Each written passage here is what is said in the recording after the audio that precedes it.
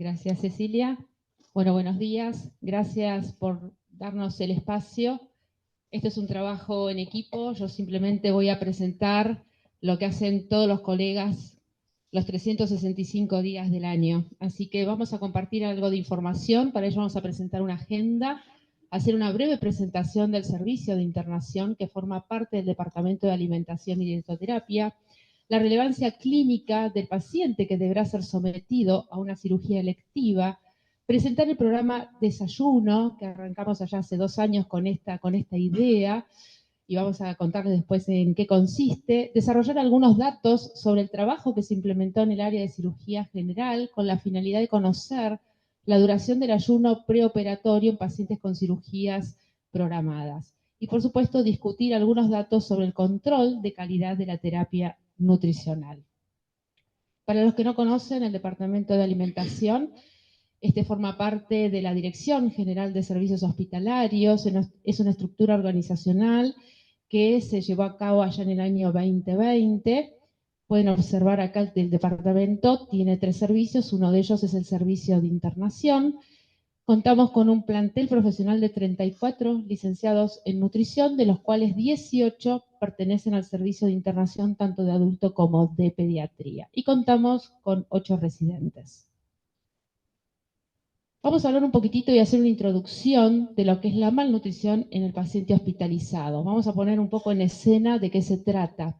Hay algunos datos de Latinoamérica, siempre nosotros nos tenemos que referenciar a lo que dicen las guías de práctica clínica y cuáles son las prevalencias a nivel de otros países. Y si sabemos, en Latinoamérica aproximadamente es del 40 al 60%. En estos estudios, tanto del ELAN, que fue el latinoamericano, como en el OLA, que fueron 2 trabajos, el Hospital Posadas participó.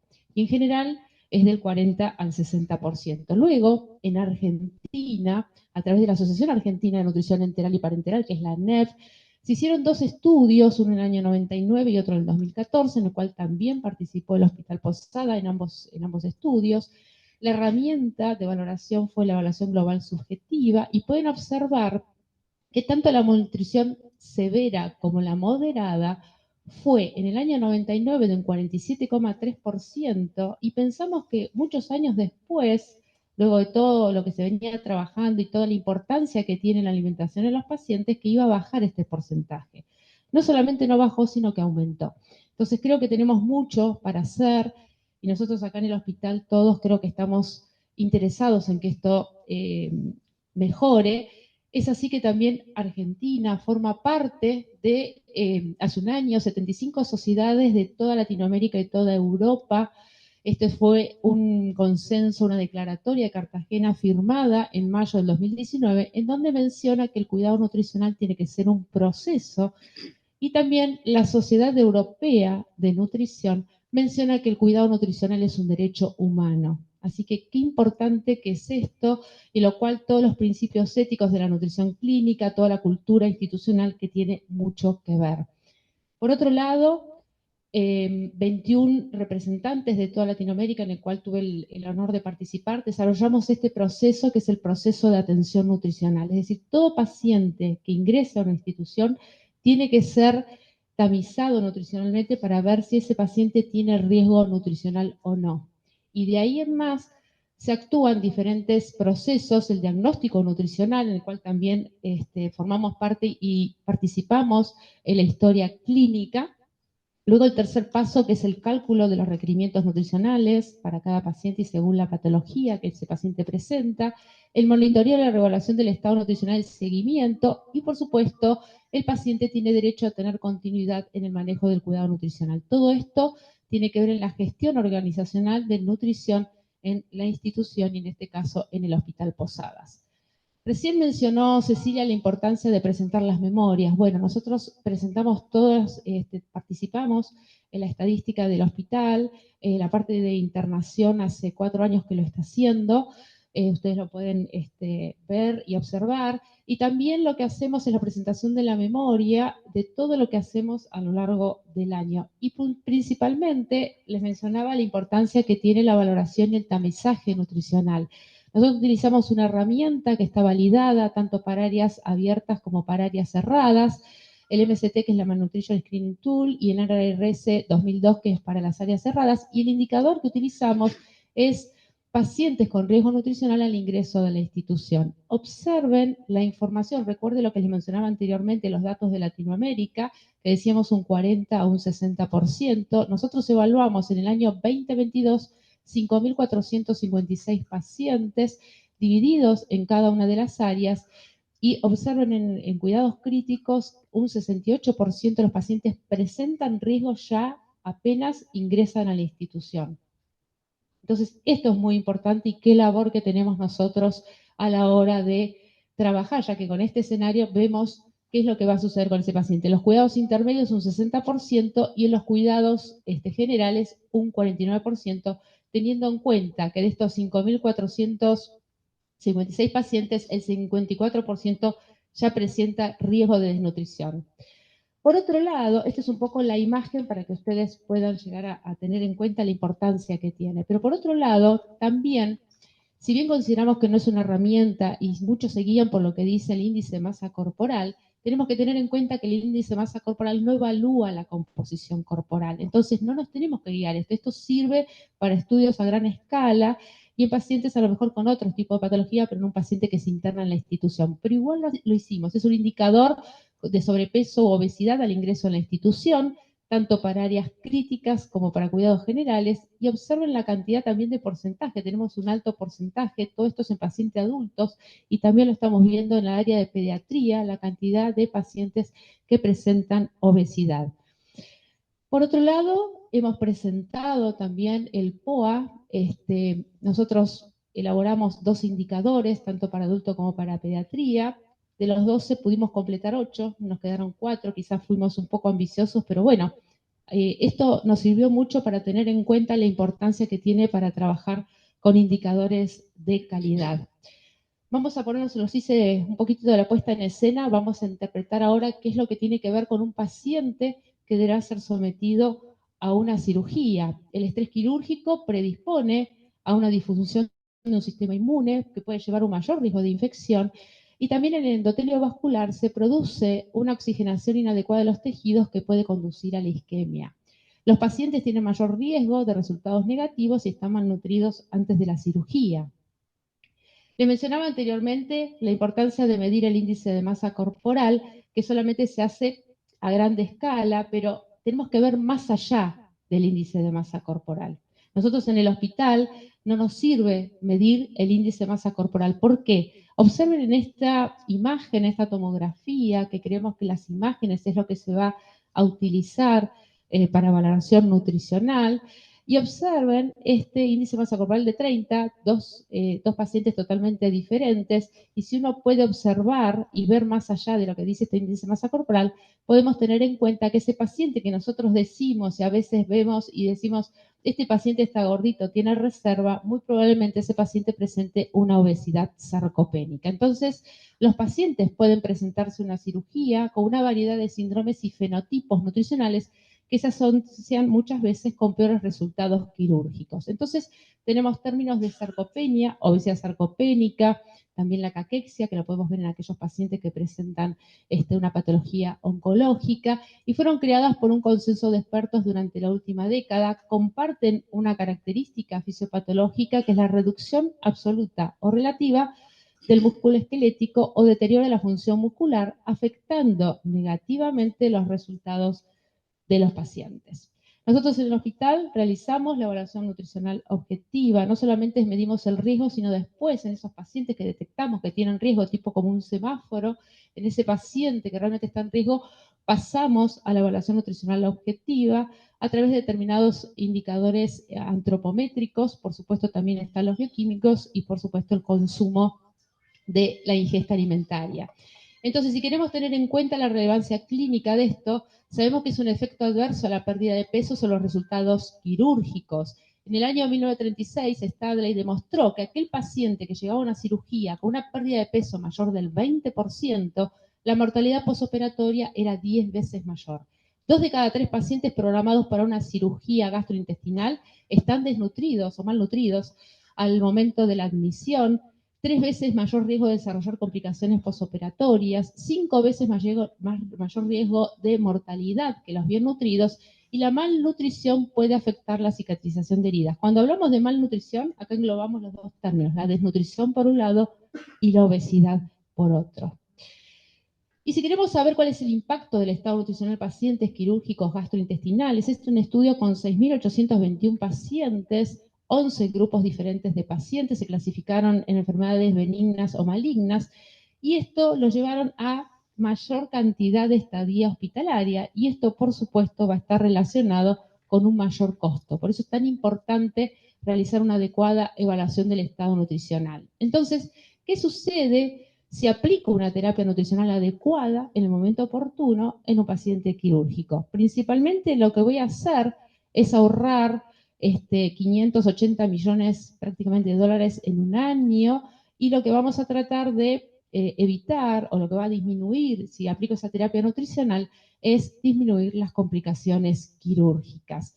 Entonces, ¿qué impacto va a tener la malnutrición en el paciente quirúrgico? Va a disminuir la sobrevida, va a tener una mayor estadía hospitalaria, mayores complicaciones posoperatorias, mayores complicaciones en cuanto a nivel de la herida, complicaciones infecciosas. En aquel paciente con una patología oncológica va a tener una progresión de la enfermedad y toxicidad del tratamiento, la discapacidad física y la disminución de la calidad de vida. Entonces, toda esta introducción que les hice hasta ahora es: ¿puede realmente afectar el ayuno prolongado los resultados posoperatorios? Y esto ya lo empezamos a pensar hace muchos años, cuando veíamos especialmente los pacientes con pancreatitis aguda, y puedo dar fe de esto, que arranqué hace muchos años en el hospital. Lo que me llamaba la atención es que estaban 10 días sin comer, 10 días de ayuno, y muchos acá me están asintiendo con la cabeza porque sí, sabemos qué pasó. Entonces empezamos a ver, y esto era lo que pasaba, que en nuestra institución hace algunos años: hola, usted está internado con una pancreatitis aguda, le comunico que estará varios días sin comer, no queremos estimular el páncreas, vamos a esperar a que descienda la milasa para iniciar la vía oral. Eso pasaba hace muchísimos años. Pero ¿qué sucedía? Que el paciente, que si yo más de 5 días lo mantengo en ayuno, va a aumentar el catabolismo proteico y va a disminuir la respuesta inmune. Entonces, ¿qué sucedió? ¿Qué dicen las guías de práctica? Nosotros siempre, nuestro actuar siempre lo tenemos respaldado con lo que dice la evidencia científica, que en realidad debe iniciarse a las 24 horas. ¿Lo estamos haciendo? ¿O lo estábamos haciendo? No, ya les voy a contar. 18 artículos de esta revisión, en el cual dice que reduce la estadía hospitalaria, acelera la recuperación del paciente sin afectar la tasa de eventos adversos, no afecta la mortalidad, no se asocia con la progresión de la pancreatitis de origen biliar si yo inicio rápidamente la vía oral dentro de las 24 horas. Entonces, allá por el año 2015, quisimos saber, bueno, ¿estamos cumpliendo con las guías o no? Bueno, de repente, a lo que decían las guías en ese momento, decían aproximadamente 48, 72 horas la vía oral. Nosotros estábamos en el 7º día. En el año 2015 arrancamos recién el 7º día. Un paciente que ingresaba a la institución con la pancreatitis aguda lo teníamos 7 días nada por boca. Luego en el 2016 bajamos al 5º día. Y en el 2018 logramos, luego de varios trabajos realmente en equipo, se trabajó mucho con la parte de clínica médica, con los residentes, con cirugía. La verdad que se trabajó y mucho, y logramos bajar a los 4 días, principalmente en los pacientes con pancreatitis leve, que son las mayorías que recibimos nosotros en nuestra institución, y casi el 80% son de origen biliar. La estadía hospitalaria, aproximadamente 17 días. Tengamos en cuenta que los pacientes se van con la cirugía resuelta de acá de la institución, no vuelven nuevamente para la cirugía, sino se van con la cirugía resuelta, y tuvimos ese año un nene de 126 pacientes. Luego, en el 2021, volvimos a hacer un estudio. Nos llamó la atención que en un año nosotros teníamos 120 pacientes con pancreatitis, y en plena pandemia, durante 2 años, este trabajo se hizo desde octubre del 2019 a octubre del 2021, tuvimos un N de 55 pacientes, quisimos conocer el estado nutricional y cómo estábamos trabajando respecto a la intervención nutricional.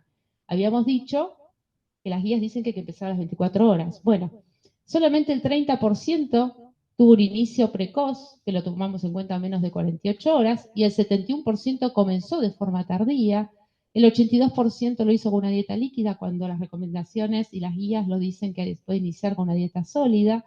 Solamente el 3,6% hizo con líquidos completos, con suplementos nutricionales orales, el 11% lo hizo con una dieta baja en grasas totales, el 3,6% restante comenzó con nutrición enteral y el 15% prácticamente, un 8 pacientes, comenzó con nutrición, con terapia nutricional. Entonces quisimos relacionar el estado nutricional con las complicaciones de la pancreatitis. Tuvimos en cuenta que de esos 55 pacientes, 10 presentaron necrosis pancreática, nos llamó mucho la atención, y esos pacientes con necrosis pancreática todos tuvieron terapia nutricional. Y si relacionamos la evaluación nutricional con las complicaciones de la pancreatitis, observa que el paciente que estaba bien nutrido tuvo pocas complicaciones, pero aquel que presentó una malnutrición severa presentó mayor cantidad, mayor complicación. Entonces, qué importante es el adecuado estado nutricional.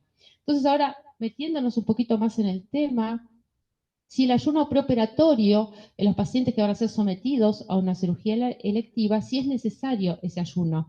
Tradicionalmente se ha mantenido a los pacientes nada por boca durante casi 12 a 24 horas antes de los procedimientos quirúrgicos electivos. Por un lado, sabemos que existe una optimización publicada ya por el año 2015 de la cirugía perioperatoria que se llama Protocolo ERAS. Ese protocolo ERAS fue desarrollado por Lindquist, que es sueco, cuyo objetivo es reducir el estrés metabólico causado por el trauma quirúrgico y al mismo tiempo apoyar la recuperación temprana del paciente. Ahora, en LATAM, en Latinoamérica, tenemos un presidente del protocolo ERAS, que el presidente es el doctor Adrián Álvarez, que es del Hospital Italiano y que está pregonando mucho la importancia que tiene la aplicación de ese protocolo ERAS, que es tratar de mantener a los pacientes con la menor cantidad de horas de ayuno antes de ir a una cirugía por todos los beneficios que va a tener. Por otro lado, las guías europeas, si yo me pregunto si es necesario el ayuno preoperatorio en la cirugía electiva, dice que es innecesario, que solamente se puede aquellos pacientes mantener en ayuno con líquidos claros hasta 2 horas antes de la anestesia y sólidos solo se permitirán hasta 6 horas antes de la anestesia. Entonces, ¿qué está pasando en nuestra institución? Vamos a ver cuáles son los números que estamos manejando nosotros acá en el Hospital Posadas. Por otro lado, las guías de anestesia ya dicen que los pacientes adultos, por ejemplo, 2 horas antes pueden ingerir líquidos claros y 8 horas para alimentos sólidos. Y observemos qué va a pasar en nuestra experiencia. ¿Realmente lo estamos haciendo? ¿Creen ustedes que estamos respetando esas 2 horas de ayuno para los líquidos y 6 a 8 horas para los sólidos? Bueno, es la pregunta que nos hicimos en el momento cuando se desarrolló este trabajo que se llama desayuno, es evitar los ayunos. Entonces, justamente lo que se realizó es un control del ayuno prescripto en la indicación médica del paciente versus el real en cirugías programadas. Hicimos una muestra en los terceros pisos, tercero C y D. Luego tener en cuenta la fecha de cirugía y luego se evaluó la reanudación de la vía oral. Entonces, este es el trabajo que hicimos. La verdad que lo agradezco porque hizo todo el equipo de nutricionistas, que realmente para felicitarlos. Se realizó un estudio descriptivo de corte transversal, mayores de 18 años, internados para cirugía general programada, terceros C y D. Los datos se obtuvieron de la historia clínica. Las horas de ayuno prescripto fueron calculadas a partir de la hora indicada en la indicación médica para el ayuno y hasta la hora de la inducción anestésica. Las horas de ayuno realizadas por el paciente fueron calculadas a partir de la última ingesta. Tengan en cuenta que nosotros en el hospital le hacemos un ayuno intermitente a los pacientes porque cenan a las 19 horas y cenan a las 19 y vuelven a ingerir, excepto los diabéticos que tienen una colación nocturna, pero el resto de los pacientes vuelven a comer algo recién a las 20 horas. Entonces, tomamos una muestra de 79 pacientes desde el 16 de abril hasta el 21 de agosto del 2023. Tomamos en cuenta las cirugías en general que tuvimos. De estas 52 STN52, casi 39 fueron colecistectomía, tiroidectomía total, gastrectomía total, ileostomía, reconstrucción del tracto intestinal. Y la indicación del horario para el ayuno fue 22 horas, 20 horas, pero en general la indicación decía a partir de las 22 horas ese paciente tiene que estar en ayuno. ¿Cuál fue el resultado o los resultados? El promedio de ayuno prescripto fue de 14 horas. El promedio de ayuno para líquidos real hasta la inducción fue de 15 horas. El promedio de ayuno para sólidos hasta la inducción anestésica fue de 15 horas. Concluimos entonces que el ayuno preoperatorio indicado no se adecuó a lo que dicen las guías de práctica clínica. Las horas de ayuno por el paciente resultaron excesivas y a casi la totalidad de los pacientes se les indicó un ayuno a partir de las 22 horas, sin diferenciar entre líquidos y sólidos e independientemente del horario programado de la cirugía. Sabemos que acá en el hospital se realizan muchas cirugías en el turno tarde, o muchas veces también esas cirugías también se vuelven a dar, se suspende y se vuelve a dar una nueva fecha. Entonces resulta necesario generar protocolos multidisciplinarios de acción que se adecúen a nuestra institución para poder reducir el ayuno preoperatorio de los pacientes con cirugías selectivas y lograr mejorar la calidad de atención de los mismos. Por otro lado, no solamente tenemos que mejorar el tema de las horas de ayuno, sino tenemos que pensar si cuando inicie la alimentación lo tiene que hacer con una dieta líquida. Y este es un trabajo muy interesante en donde las dietas orales con proteínas pueden llegar a mejorar versus los líquidos claros, pueden mejorar la mortalidad y las complicaciones posoperatorias como náuseas, vómitos. ¿Cuál es la propuesta? ¿Cuál es nuestra propuesta? Porque nosotros hicimos todo un pantallazo de todo lo que pasa. Inclusive con la pancreatitis aguda, también nosotros no nos arriesgamos a iniciar con una alimentación sólida. Estamos iniciando con dieta líquida. Un paciente con una pancreatitis. Es decir, ese paciente que estuvo 3, 4, 5 días con una pancreatitis que estuvo en ayuno, cuando inicia con dieta líquida. Entonces, ¿cuál es la propuesta que vamos a hacer? Es tratar de iniciar, luego de la cena, es decir, luego de las 19 horas, el paciente termina a comer tipo 19, 19:30, 20 horas, entregar un suplemento nutricional oral en ese horario y que el paciente lo consuma a las 23 horas. Eso es lo que creemos que podemos llegar a hacer nosotros desde el departamento, desde el servicio de internación, para que el paciente no esté tantas horas en ayuno. Tengan en cuenta que los suplementos nutricionales orales, las grasas son líquidas, entonces se digieren mucho mejor. Estamos en condiciones de hacer esto, lo mismo que hacemos con el paciente diabético para que no haga tantas horas de ayuno.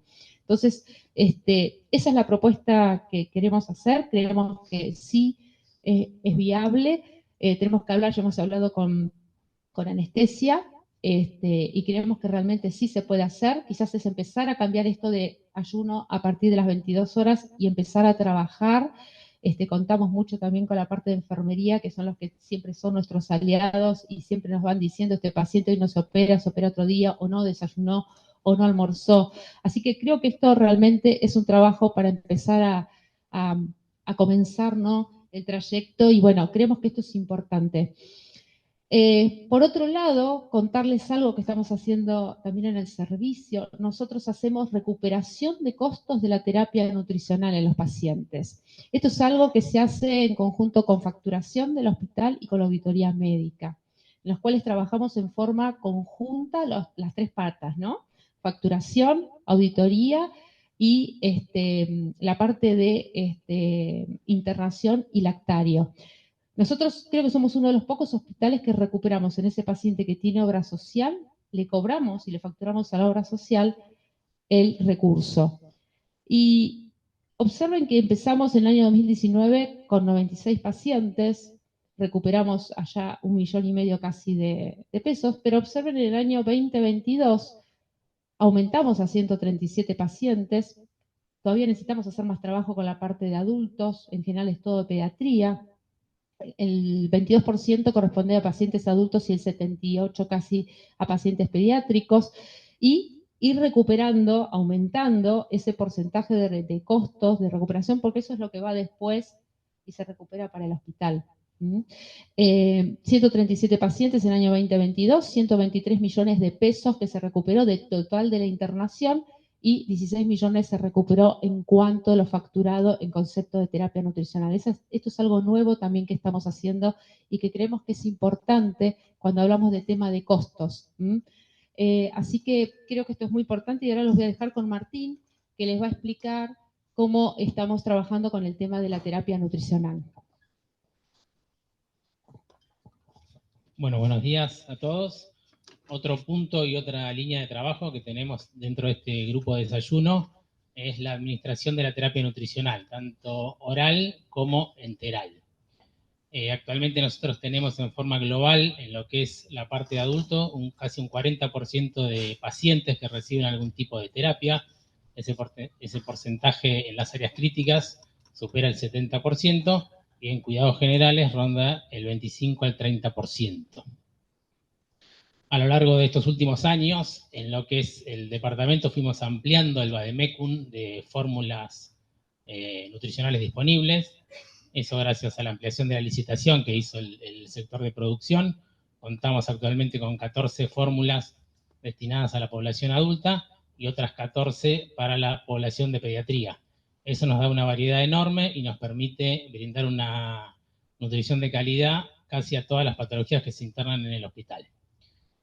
Hace unos años se implementó una norma internacional sobre los sistemas de conexión de este tipo de alimentación. Se modificó el pico de conexión y todas las fórmulas que vienen listas para usar vienen con un pico de conexión en cruz de color violeta. Este pico es para evitar errores a la hora de conectar en lo que respecta a fluidos que van a la vía enteral con la parenteral. Nosotros contamos en el hospital con bombas de infusión para infundir la alimentación, varios tipos, creo que son 4. De esos 4, uno solo es específico para pasar alimentación enteral, que es la bomba Kangaroo, que es la que admite esta guía Cruz.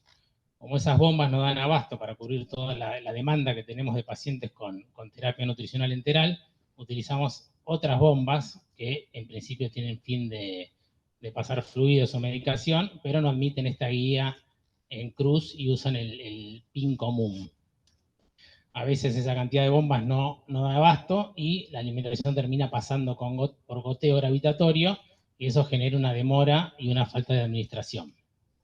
Esa es la pregunta que nos hacemos nosotros, si dentro de los requerimientos nutricionales que uno prescribe se llega a la práctica y el paciente recibe realmente lo que se prescribe o hay un faltante. En estos últimos meses, junio, julio, agosto, hicimos un relevamiento en lo que es el sector de adulto.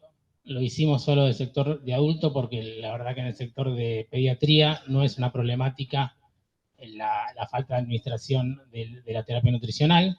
Así que hicimos un relevamiento con respecto a lo que se prescribía, con respecto a lo que realmente recibían los pacientes. Los separamos en áreas críticas y en áreas de cuidados generales. En el áreas críticas contamos con un porcentaje alto, el 78-84%, y en las áreas de cuidados generales ese porcentaje baja. Dentro de la identificación de las causas que buscamos a ver de por qué estaba sucediendo eso, las separamos en 3 grandes grupos. Uno, el relacionado con los problemas médicos, que serían las causas que están justificadas, ¿no? Pacientes que se complican, quien tiene algún evento gastrointestinal. ¿Quién está hablando?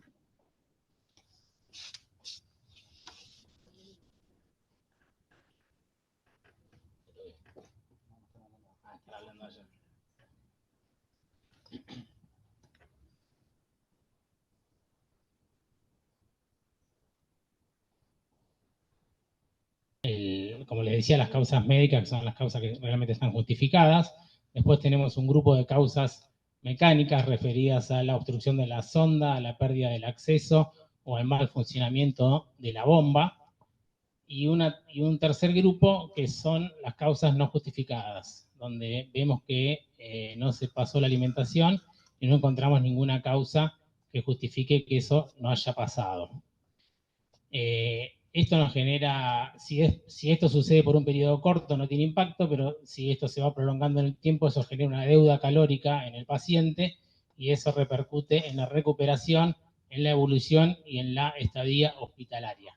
Así que para corregir esta situación, lo que hacemos es, en primer lugar, lo que hicimos es elevar la velocidad de infusión. Comúnmente se calculaba el volumen de alimentación que uno quería pasar y se dividía en las 24 horas del día y esa era la velocidad de infusión. Entonces lo que hicimos es dividirlo por 20, utilizar el día en 20 horas para tener 4 horas libres y eso evita los retrasos en la administración de la fórmula. Esto se viene trabajando mucho y hace varios años en terapia en las áreas cerradas, que incluso se presentó un protocolo por eso tenemos ahí porcentajes más altos de administración. Y lo que nos falta también en las áreas abiertas es una planilla de registro.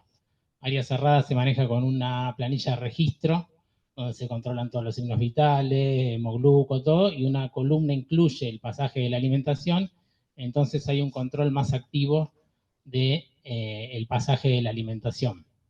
Nuestra propuesta es llevar una planilla similar de registro a las áreas abiertas para tener un mayor control de la administración de la alimentación y, por otro lado, brindar capacitación a todos los actores que intervienen en este proceso de alimentación, al equipo médico y al equipo de enfermería, para de esta manera disminuir este porcentaje. Lo que apuntamos es a disminuir el porcentaje de causas no registradas a 0. Y creemos que, bueno, que la capacitación continua es la herramienta fundamental para llegar a ese resultado. Nada más, y los dejo con unas fotos de lo que es el equipo tanto de nutricionistas hospitalarios como el equipo de residentes, que son los que a diario trabajan y llevan a cabo esta tarea. Gracias.